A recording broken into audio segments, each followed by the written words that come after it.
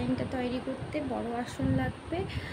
যেহেতু এটা অনেক বড় ডিজাইন হচ্ছে, ওই কারণে আমি আসনে না করে এটা প্লাস্টিক ম্যাটে করেছি। ম্যাটের টোটাল 4টা ম্যাট লাগবে করতে গেলে। এই A4 সাইজ ম্যাটগুলো হলেই 4টা ম্যাটে কমপ্লিট হবে। এখন এর পর্যন্ত 3টা অ্যাটাচ হয়েছে, আর কিছুটা ডিজাইন বাকি বলে আর একটা অ্যাটাচ বাকি আছে, ওটা অ্যাটাচ করা হবে। আজকে আমি এই ডিজাইনটা তোমাদেরকে গুনে দেখাবো। এখানে টোটাল ঘর আছে, এই নিচ থেকে উপর পর্যন্ত এতটা পর্যন্ত টোটাল ঘর আছে 136টি ঘর, আর পাশাপাশি আছে 110টি ঘর।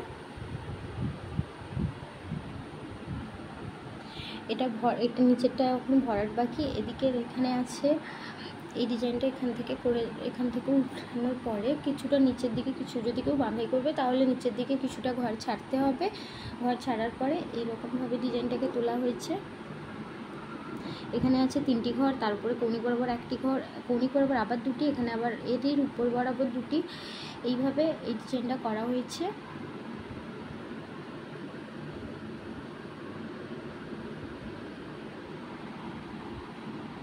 পুরো ভিডিওটা হয়তো আজকের পার্টে দেখানো সম্ভব হবে না, অনেক বড়ই হয়ে যাবে, এই জন্য কম কম করে ভিডিওটা দুটো পার্টেই দেখানো হবে।